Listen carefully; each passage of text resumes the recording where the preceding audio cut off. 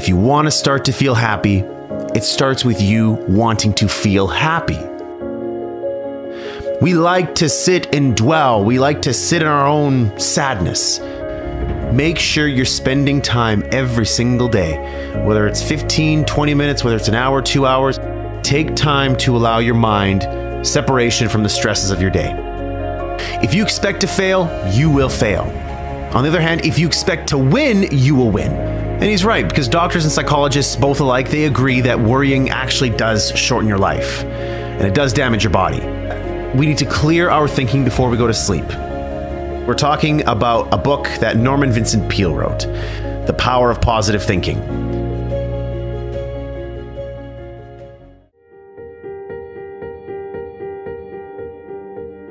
Let's kick this off with golden nugget number 1, creating your own inner happiness. That you are responsible for your own happiness. Because unhappiness is usually the byproduct of you thinking sad thoughts, you having these negative feelings, you having resentment towards others, and just having an overall crappy outlook on life. So if you think those things, what do you think is going to happen? You have to force yourself to not think those negative thoughts. Peale says we have to get into the happiness habit by thinking upbeat, cheery thoughts throughout the day.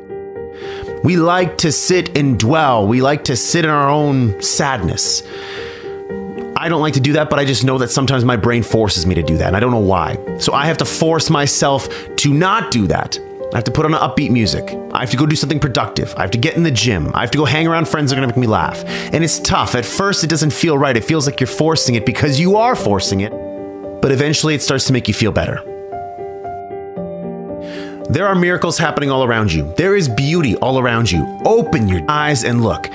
Can you see the sun shining? Great. Can you hear the birds chirping?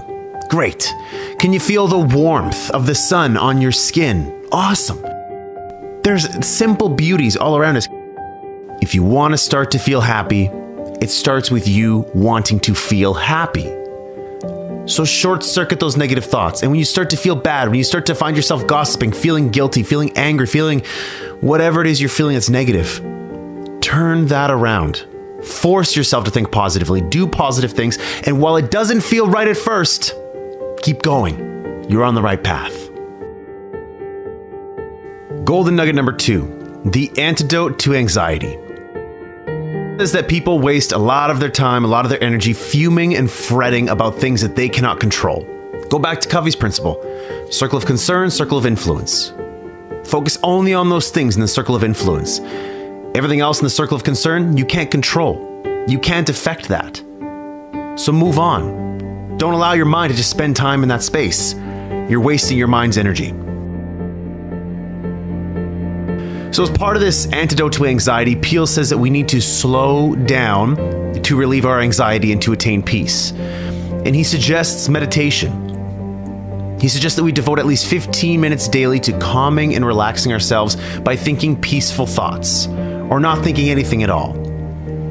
So something he shares in the book is to help get rid of the tendency to worry and get angry, we need to relax and spend a few minutes thinking about beautiful, peaceful settings, hearing the birds chirping, feeling the sun on our face, all these things that I was talking about before, where it's just a matter of you actually thinking that in your mind.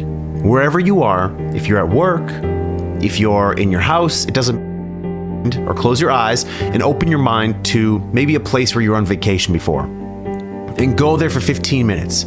Smell the smells, feel what the sand feels like on your feet, feel yourself plunging into the ocean. So the antidote to anxiety, it's all about clearing your mind. However you choose to do that, make sure you're spending time every single day, whether it's 15, 20 minutes, whether it's an hour, 2 hours, if you're working out at the gym, whether you're doing yoga, whether you're going to cycling class, whatever, take time to allow your mind separation from the stresses of your day. Golden nugget number 3, expect the best. If you expect to fail, you will fail. On the other hand, if you expect to win, you will win. So, what seeds are you planting in your mind? Are you planting seeds of positivity or seeds of negativity? Guess what? Your life is going to give you back more of that. Are you planting seeds of, doubt and, I'm not going to make this work, or something bad is going to happen? If you're planting seeds of that, guess what you're going to get? More of that. Start focusing on the positive. Start focusing on how things can go right. And guess what? When things go wrong, say, there's a lesson in that for me. Because life doesn't happen to me, it happens for me. So everything that's happening is there to teach me a lesson. This isn't a setback, it's a set up. This thing that's really bad, it happened for a reason. I'm going to learn from it and I'm going to get better. Golden nugget number 4, worry not. And he's right, because doctors and psychologists, both alike, they agree that worrying actually does shorten your life, and it does damage your body. We need to clear our thinking before we go to sleep, and we need to imagine our worries flowing out of our body like water out of a glass. So don't think that my path is the right path. No. This path is good for me. I replaced worry with hope by putting together goals. I put together 3 goals: a financial related goal, a health related goal, and a professional related goal. Something that what I was going to do with my life. And back in the day when I was going through those stresses, I was worrying a lot. I was having a tough time sleeping. I was having chest pains. My heart was palpitating all the time. And I really just could not get, a high level of satisfaction in life. And, if you were saying on a scale of 1 to 8, Ryan, again, 9s and 10s are reserved for very special times in our lives that seldom happen. I was sitting at a 4 consistently, where I would wake up and I'd all of a sudden feel the stresses of the day. I would pass between 3 and 4 all the time. So what I did was to replace that worry, that anxiety, that fear. I built myself a plan that gave me hope, goals that gave me hope, something that got me excited, something that I wanted to work towards, something I wanted to achieve because I knew that if I did, it would get me out of this mess and my life would be better as a result. Golden nugget number 5, problem solving. I had problems that I needed solutions to. I had desires, I had wants, I had dreams, I had goals that I needed a solution to.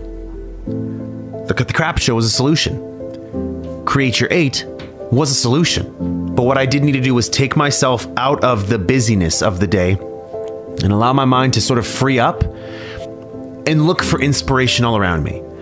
And know that whatever solution I'm looking for, it's going to come to me. And this is where in this golden nugget in the book where Peele talks about, problem solving, he gives us 10 problem solving techniques, which many of them I believe with. The first one, believe that for every problem, there is a solution. So yes, believe that your problem can be solved. Yes, it's hard. Yes, it's difficult. Yes, you don't have a solution right now, but there is a solution. And oftentimes there's more than one.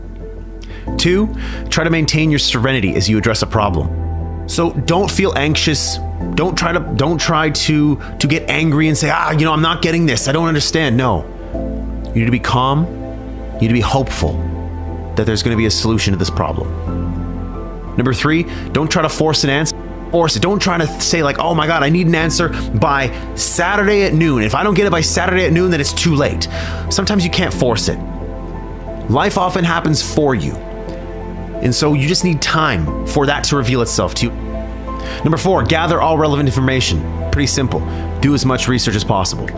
Number 5, write down all facts about the situation. Again, get understanding for the problem, what's going on. You need to get clarity on the problem so you can get clear on what solutions you need to solve it.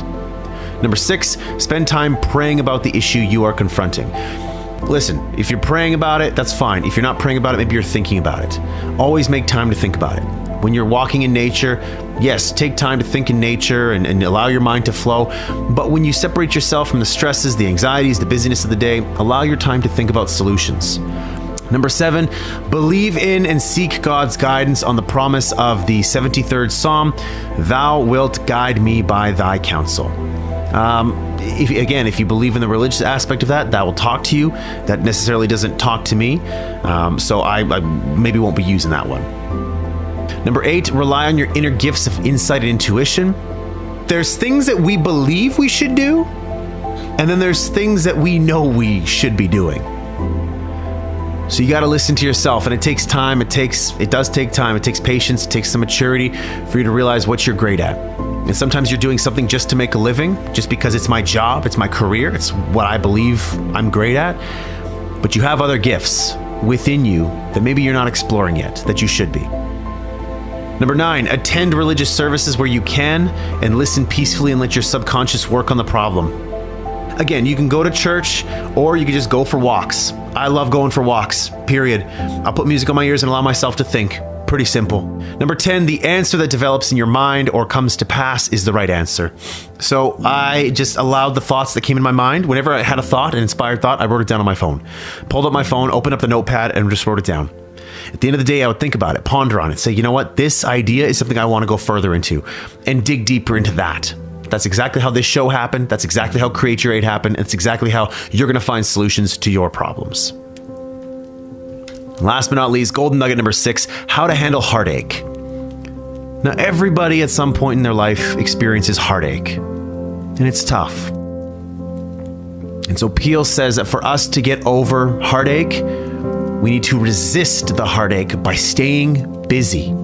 So if you're getting a divorce from your husband or your wife, if you just broke up with your girlfriend or your boyfriend, if you just lost a loved one, if a loved one passed away, a friend, a family member, doesn't matter who it is.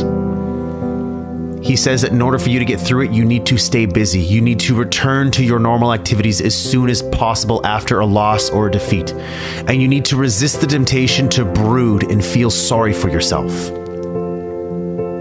I got to get back to work.